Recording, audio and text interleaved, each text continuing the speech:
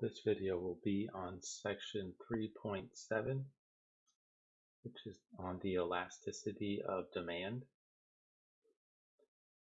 To kind of break it down into three parts. The first part is on what is called the relative rate of change. Then we'll talk about the elasticity of demand, which will be related to the relative rate of change. And then this is really just using the definition of what the elasticity of demand is to figure out whether a demand is elastic, inelastic, or unit. All right, so the relative rate of change, I have a example that you can read through to understand why it's important. But just to really summarize very quickly, in this example, let's say you have a certain amount of money and you want to invest it in stocks, and stock 1 costs $10 and stock 2 costs $20. Yeah, and then, like I said, don't worry about this example. If you want to read it in detail, I'm just going to try to summarize very quickly. And let's say you know that the stock that's $10 is going to increase by $2 in the next year, and the stock that's $20 is going to increase by $3 in the next year. Now, if you were going to invest just based on how much they were increasing, you would invest in stock 2 because they're increasing by a larger price. But if you think about how stocks work, you have a set amount of money to invest. Really what you're looking for is the relative rate of increase. And in stock 1, it's increasing by 20% from $10 and going up 2, whereas stock 2, it's increasing by 15%, going up from $20 up $3. And you can buy and therefore make more money by investing in stock 1. So that's really ultimately what this example is giving you and the motivation behind that. So the way I got like that 20% and the 15% for stock 1, for example, 2, how much it's increasing, divided by 10, the actual price, that would be like the derivative divided by the function. So in general, what the relative rate of change is, if f is a differentiable function, then the relative rate of change of that function is given by, you do the derivative divided by the function itself. It just happens to be the same as if you do the derivative of the natural log of the function, because the chain rule will tell you do 1 over the function and then multiply by its derivative. And we've seen quite a bit with examples when we do the chain rule with the natural log, what happens is that we combine it into one fraction anyway, so this is a condensed version. So both of these are the same. It's probably easiest just to remember the one on the left, which is what I'll use, but you can also use the one on the right.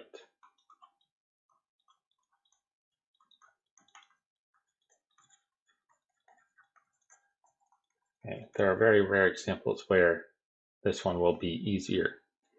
In general, the one without the natural log works out to look a little bit easier for the problems we do.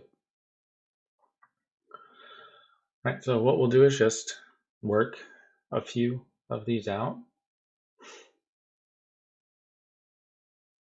So we want to find number 1, we want to find the relative rate of change of f of x equals 100x minus 0.3x squared. I'm just going to rewrite the formula for this up here. We do the derivative and divide it by the function.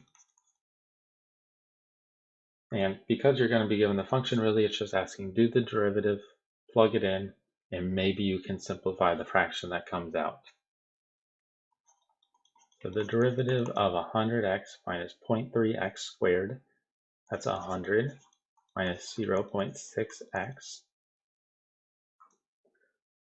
And once we've done that, now it's just a matter of plugging it in. So the relative rate of change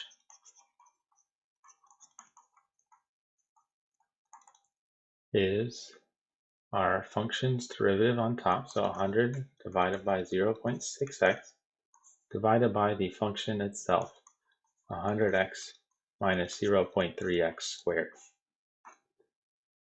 And that's it. Now it could ask us to evaluate, which means find the relative rate of change and then find it when x is 10 or something, when we would just plug in 10. But that's the relative rate of change formula.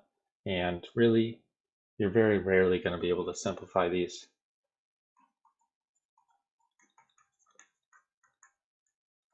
This one, it definitely cannot be. If you try to factor out the bottom and everything, it won't work out. Number 2 says find the relative rate of change. So once again, the same deal as above. We're going to find the derivative and divide it by the function name, function itself. And the function is 15 plus 7 times the natural log of x. All right, so we need the derivative. The derivative of 15 is 0, so I'll leave that off. And then the derivative of 7 times the natural log of x, we leave the 7. And the derivative of the natural log of x is 1 over x. And we can simplify this, at least the derivative name, to 7 over x.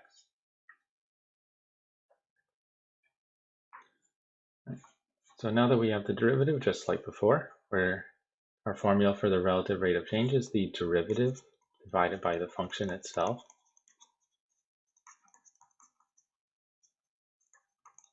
We got our derivative, 7 over x, divided by the function.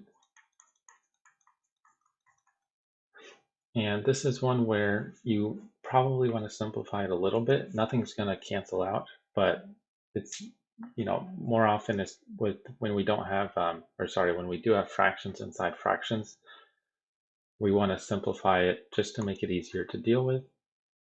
So really think about this being a fraction over a fraction. So if we have a fraction on the top, right? The bottom has a fraction as well, which means divide it by 1, just to visualize it.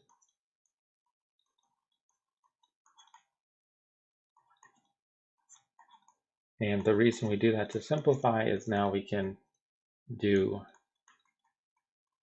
what many people call keep, change, flip. Right, if you're not familiar with that, it's something that you should have seen before. It's just maybe you didn't call it that. We have the top that we keep. We change the division to multiplication, and then we flip the bottom.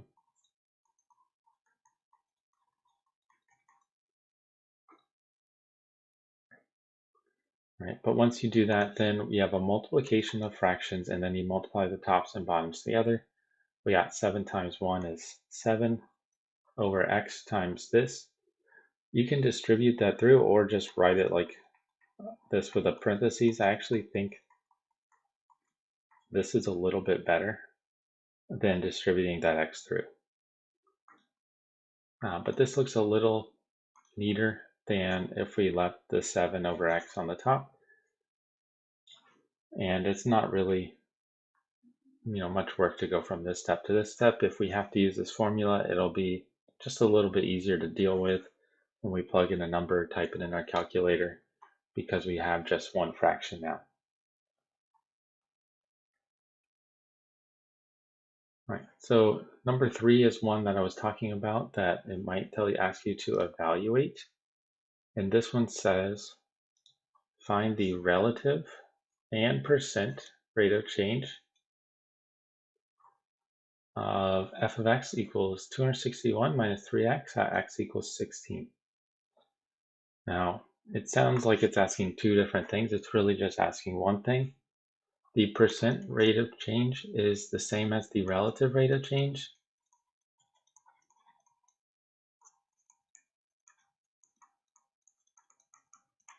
But the relative rate of change is a decimal. To go from a decimal to a percentage, you multiply by 100 or move the decimal place over twice.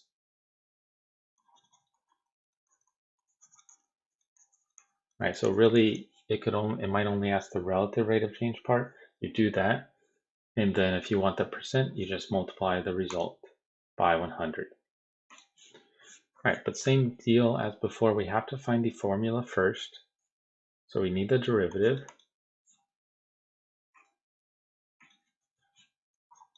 Right, so the derivative of our function is just -3. This one's pretty quick. The relative rate of change,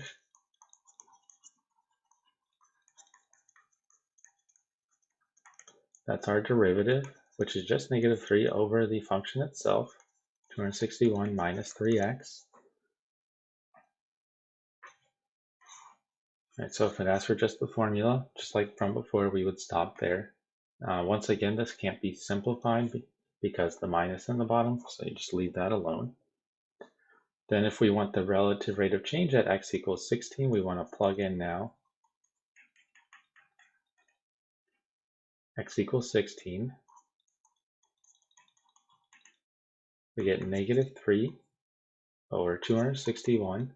That's minus 3 times 16. And yeah, you can do some of this by hand. 3 times 16 is 48. And 261 minus 48 is 213. And it doesn't matter to me, and I don't think it matters in the homework whether you write this as a fraction or a decimal. So let's go ahead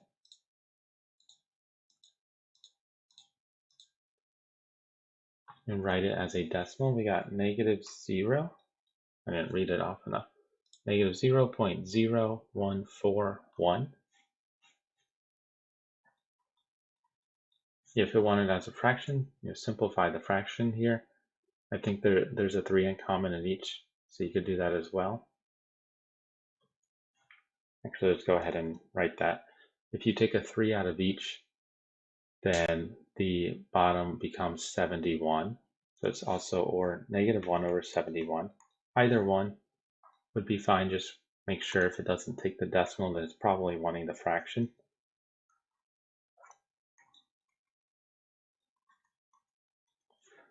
But to get the percent rate of change, you do need the decimal.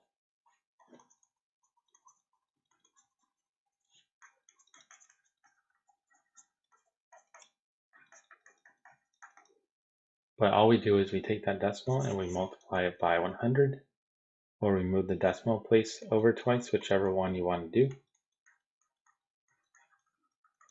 We move that over twice, we get 1.41 negative percent. Right, so whatever this is dealing with, obviously this function doesn't have any kind of idea behind it. It's just giving us a function, but something that is decreasing by -1.41% for whatever time unit x may be, or whatever x represents. All right, so elasticity of demand is related to the relative rate of change of two functions. All right. So again, I have an example here. I think because of the way this is built, it's a little more, how should I say, it's a little more confusing. So I think it's easier to talk about the formula first and then explain it a little bit. So I'll jump ahead to the formula. The elasticity of demand at a price of P, denoted by E of P, is given by this formula. And your book goes through and simplifies the formula. It's not terribly hard to follow along, but it's just not the best use of our time. The elasticity in words, you have a negative sign out front, and then you have the relative rate of change of demand on top, divided by the relative rate of change of price on the bottom. So that's the meaning, that's the definition. And then if you simplify the formula, so if you write like what the relative rate of change of demand is as the formula from above and the price, then it actually simplifies all the way to this, -P times f prime of P over f of P. It's almost the same formula as the relative rate of change, except we have a negative sign and we have our multiplication by P on the top.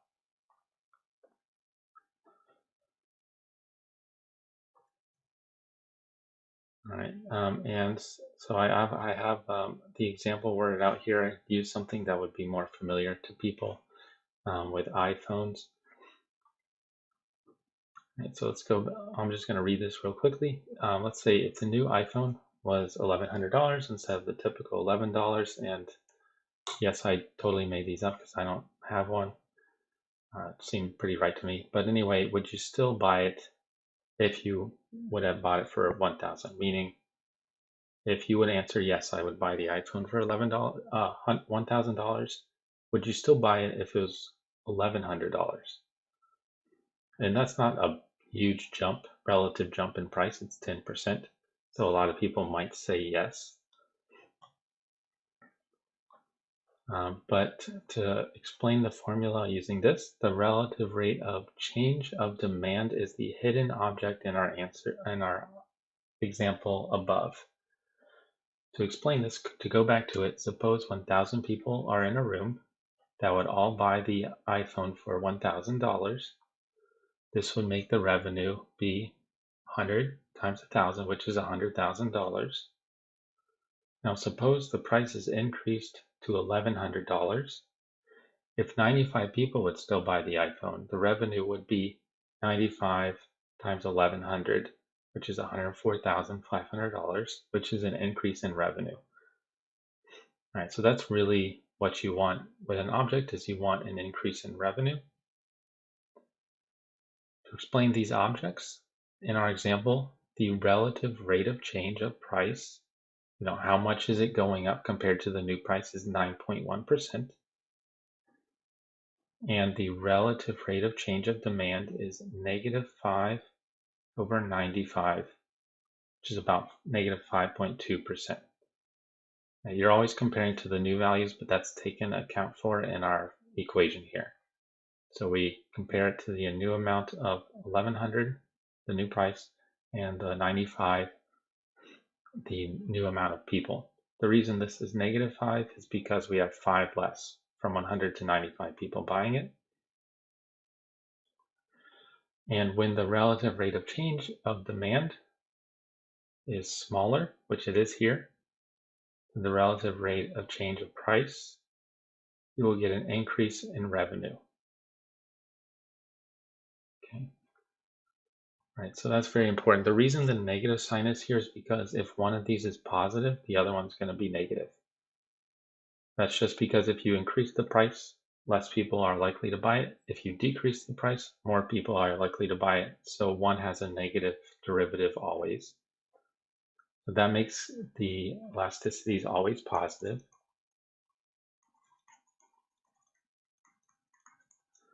All right, but let's go ahead and now look at examples, and hopefully just using the formula, maybe we can kind of think of something here that this equation would model to make more sense. All right, so number one, it says use the price demand equation x, which is f equal to f of p equals 4,800 minus 4p squared to find E of p, the elasticity of demand. Right, so typically when we're talking about price and demand, x is demand and p is price.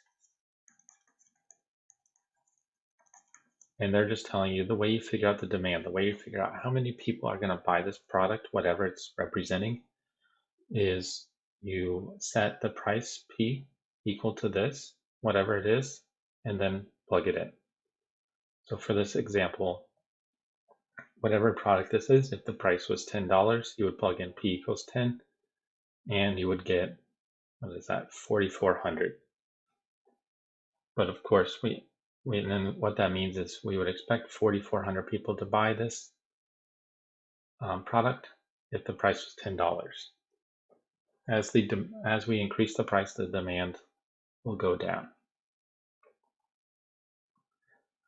Right, but we'll just practice using the formula first. So I'll rewrite it, have it in view.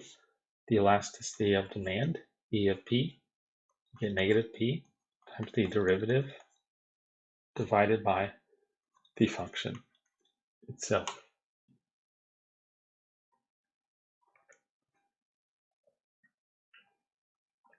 right, so let's go ahead and do that. Once again, I'm going to do the same thing from before. And really the only thing that we don't have to fill in right here is the derivative. We have the function, p is our variable, and of course just a negative sign there. We need the derivative first. The derivative of our function f of p here is negative 8p. And then plug it in to get e of p. So the elasticity of demand here, we have negative p times the derivative on top, which is negative 8p, over f of p, which is 4800 minus 4p squared. And so all we did, we took our equation, the one thing we had to figure out, the derivative, we plugged it in. And now this one, because of the way the equation works, you might be able to simplify the numerator a lot. And here we can simplify the top as just multiplication to 8p squared.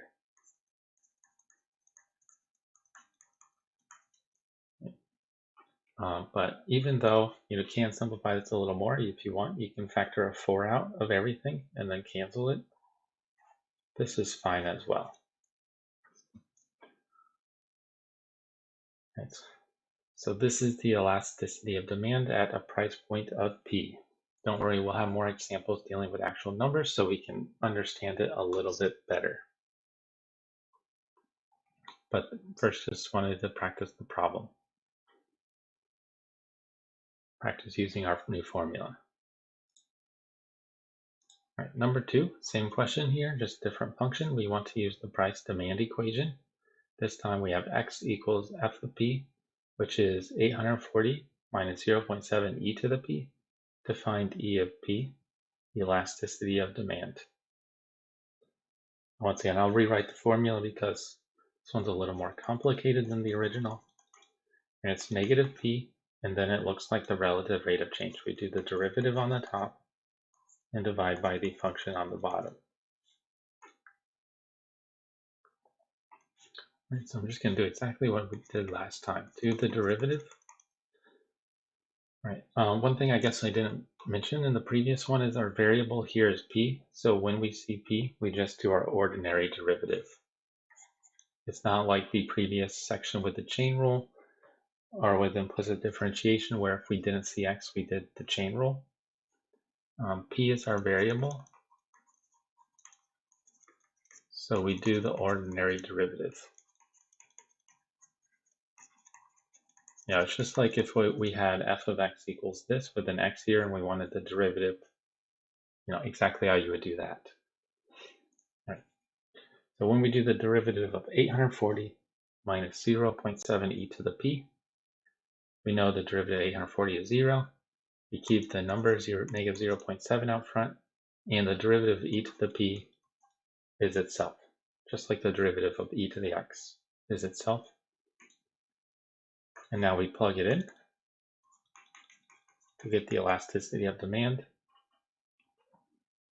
We got negative p times the derivative, which is negative 0.7 e to the p, divided by 840 times 0.7 e to the p.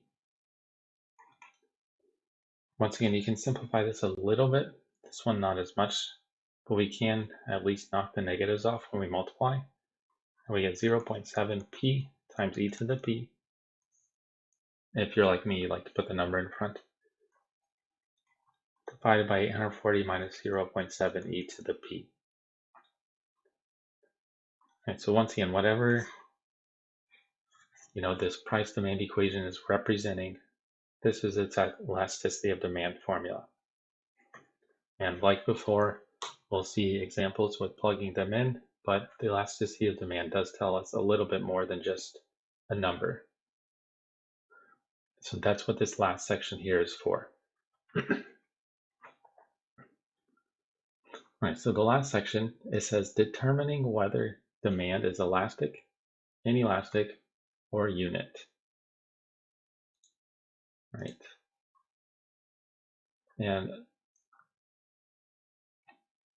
And here are the 3 differences of what they mean. I'll highlight them all. They're all important. So we say if the elasticity of demand is between 0 and 1, I should reference and say that it can change as you plug in different p-values. But of course, with our function up here, what we got, if we plug in different p-values, we will get different numbers. So if it's between 0 and 1, when a certain p-value is plugged in, price, and I'll highlight that for all of them. Then the first one, we say the demand is inelastic. And what happens is the revenue will increase if the price is increased. Okay, so a couple things here. If the elasticity is between 0 and 1, the demand is inelastic. That's the definition of inelastic in this context. And then, really the important part, inelastic means if the revenue will increase, or the revenue will increase if the price increases. Okay. So this is really the important interpretation of the result.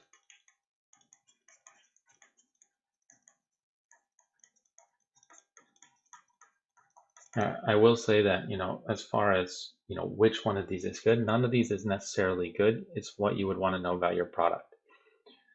So, if you had some product and you sold it at $5 and you computed the elasticity and saw that it was 1/2, so between 0 and 1 at that price point, then you would want to increase because your revenue would go up. Right, so if the elasticity is bigger than 1, then we say the demand is elastic. And what that means is the opposite. The revenue will decrease if the price is increased. Right, so, once again, this is the important interpretation of the result. I guess I should include in the first one what you would want to do if you ran into this in a problem. You would want to increase the price for the first one because you want to increase the revenue, the amount of money you bring in. This one here, we want to decrease the price.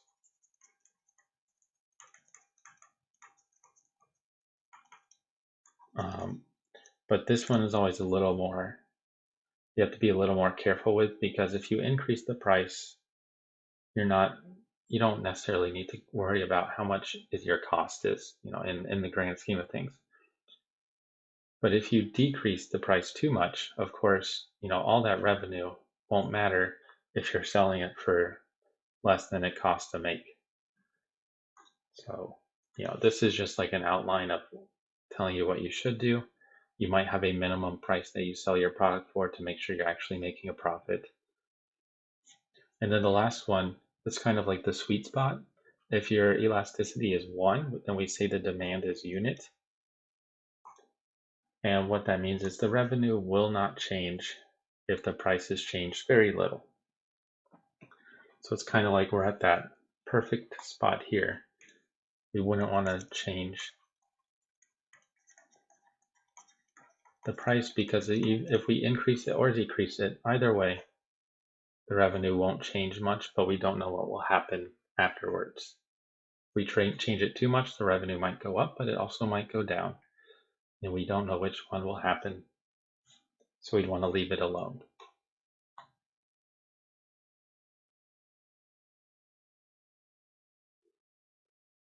All right, so back to the example with the iPhone, just to explain it a little bit more.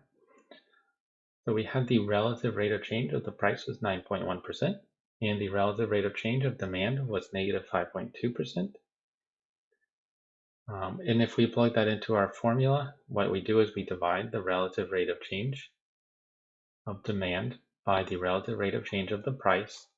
So just remind you that is the word definition, not the formula definition that we usually use. But if we plug that in, we get 0.571, which is between 0 and 1. And we did see with this example that the revenue increased if the price was increased. And that goes along with what we got here.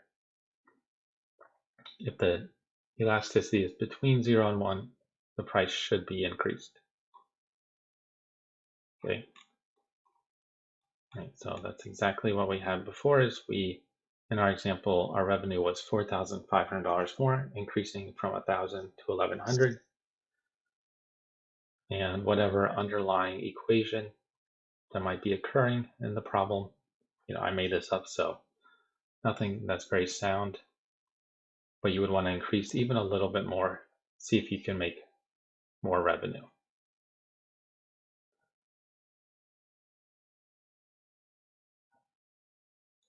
All right, so number 1 here says use the price demand equation of fx equals f of p equals 1800 minus 6p minus 0.1 to determine the elasticity of demand at price p equals 30. Then choose whether it is elastic, inelastic, or unit.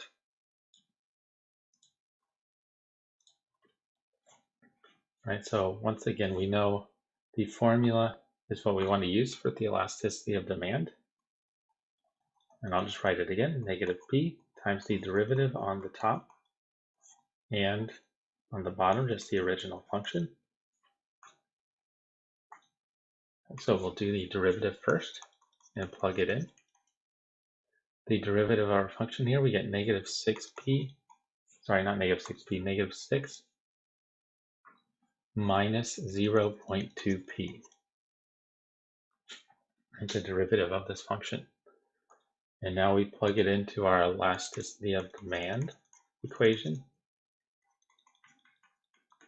We got negative p times, since this has two parts, two terms to it, make sure you write parentheses, negative 6 minus 0.2p divided by the function 1800 minus 6p minus 0.1p squared.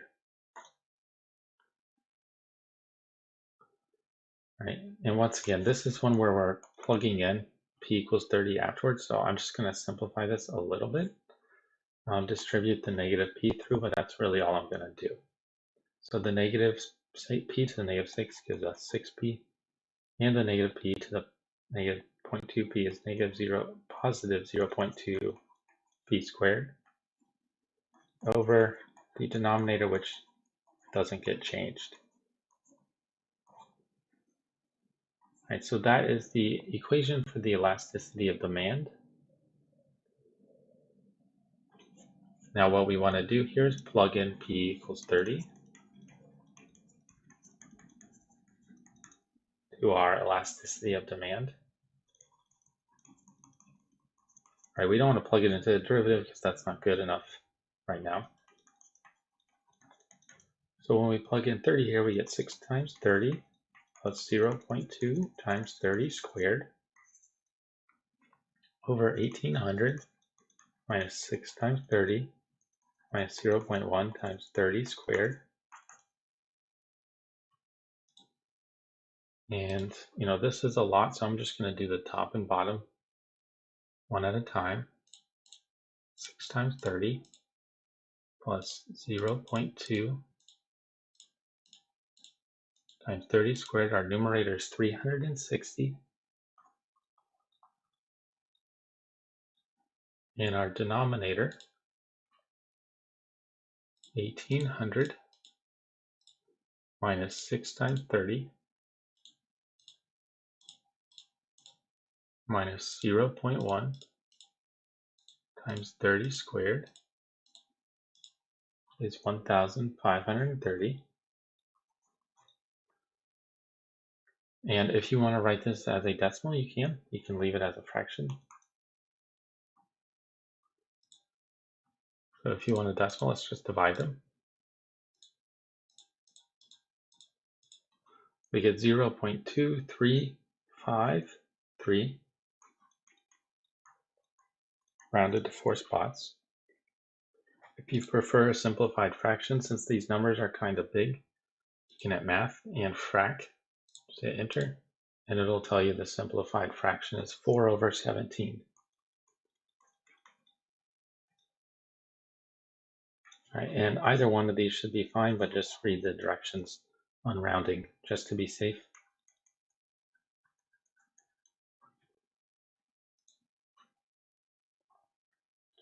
And then the last part is this elastic, inelastic, or unit.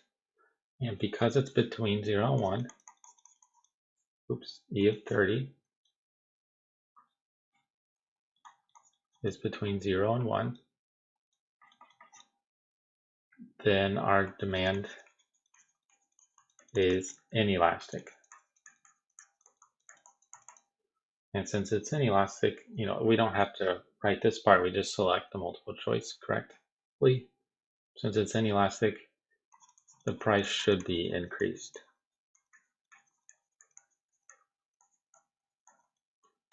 All right, that's exactly what we had here in the first one. If it's bigger than 1, then we decrease the price, but that's when it's elastic.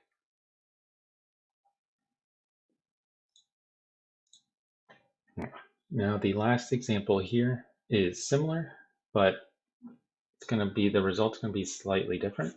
It says use the price demand equation P plus 0.2x, 0.02x equals 90.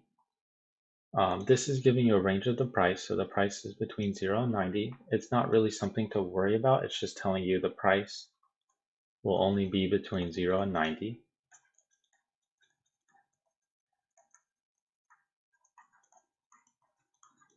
And that could be for a number of reasons.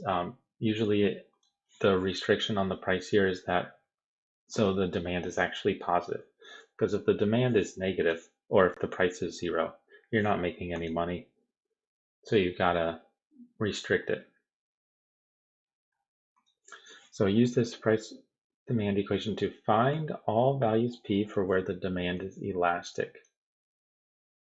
Now when you do this, as we'll see with the result, your answer will actually be in interval notation.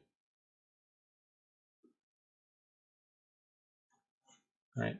But the first thing here is that in order to find the elasticity of demand, we need to rewrite our function. We need to solve for x before we do the derivative.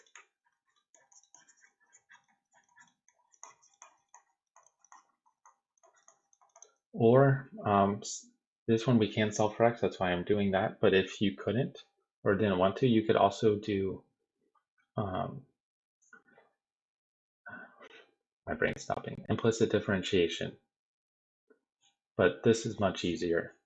So we solve for x, we got p plus 0.02x equals 90. Subtract the p from each side.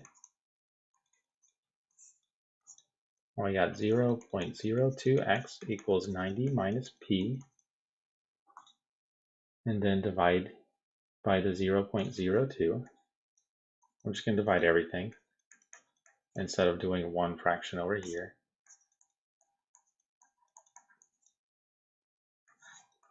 And we get x equals 90 divided by 0.02. Might as well check and see if that simplifies, and it does, to 4,500 minus, if you keep it as p over 0.02, that's fine, but if you simplify it, the number on top is really like a 1, so 1 divided by 0.02, you'll see that it's actually 50. So we can write this as 50p. That makes it a lot easier because we don't have fraction, which just makes things easier anyway, but now we have only whole numbers as well. No decimals. All right, so we've got to do the derivative. Right, x is really like f of p. So the derivative of f prime of p, our derivative here is just negative 50. And then the elasticity, E of p, it's negative p times the derivative, which is negative 50, over the function itself. Once again, the simplified function, because it has that f of p in it. We have 4,500 minus 50p. And now we can simplify the top, the double negative becomes positive, so we get 50p over the 4,500 minus 50p. All right, just to give myself a little more room to work with it, I'm just going to rewrite it over here. V of p equals 50p over 4,500 minus 50p.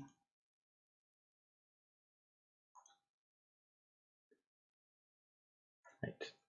All right, so previous problem, we pretty much stopped here, but then we plugged in the number. This is not what it's asking for anymore. It wants all the numbers where the demand is elastic. So the demand is elastic when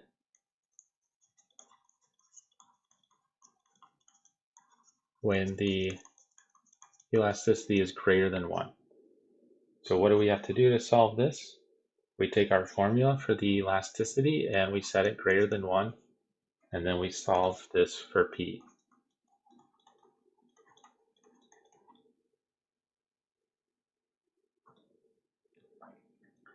Right, now here's one thing that this p range really helps, is it makes sure that our price, or our demand here, our denominator is actually positive. Because we have an inequality, in general you can't multiply or divide on both sides when you have variables. So normally we couldn't multiply this over here to the other side, but because this is positive, the demand is positive, you can do that. And this will work out no matter what your equation is for this.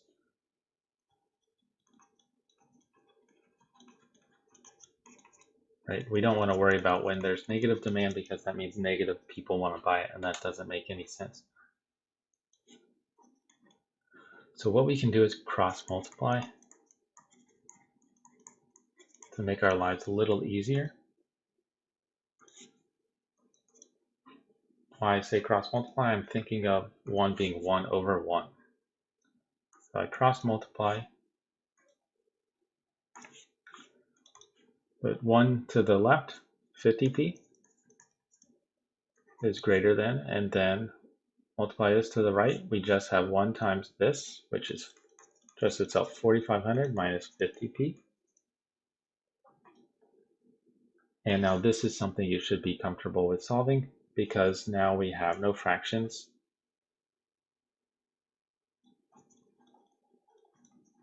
And whenever you solve an inequality that has no fractions, but also no exponents, we only have p equals 1. P as a power of 1, we can just get the p to each side, add the 50p.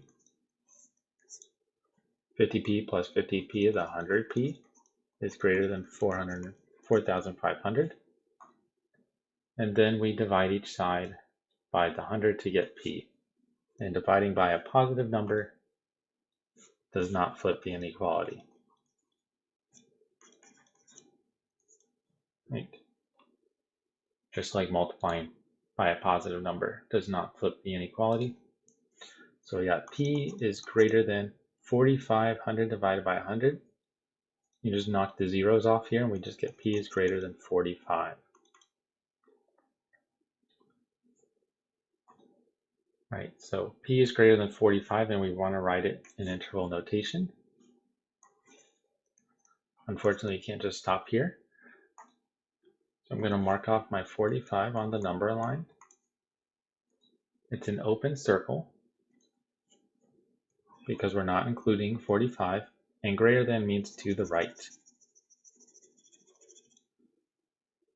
But we wouldn't write 45 to infinity on this one because the p stops at 90.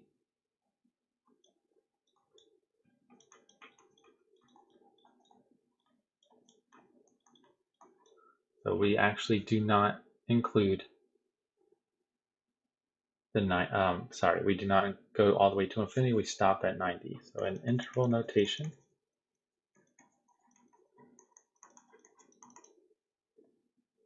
we start at 45, but we use a parentheses because there's an open circle, and we go until 90. And since we can include 90 in the price and we go all the way over, it gets a bracket.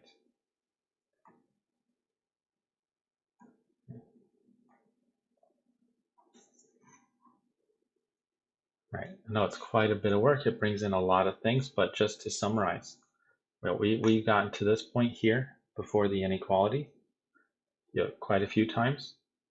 We used the definition. So if it wants inelastic, you would just have less than instead of greater than. If it wants a unit, you just set it equal, and that's much easier anyway.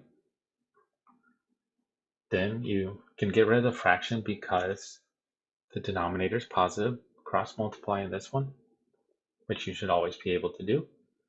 Solve for p, and then draw out your number line if it helps to figure out the interval notation. But that is the elasticity of demand, and we saw examples in words as we went through with the iPhone stuff that it's very, very useful. So what this kind of tells you, I think this is rather interesting, is that if you are selling your product at a price, whatever this is, between $45 and $90, you should not increase your price. You might even find it useful to decrease your price that you're selling it for. But like I mentioned, you probably have a minimum cost for your product, and you don't want to go too low because then you won't be profiting. Even if your revenue is higher, your cost will make it not worth it.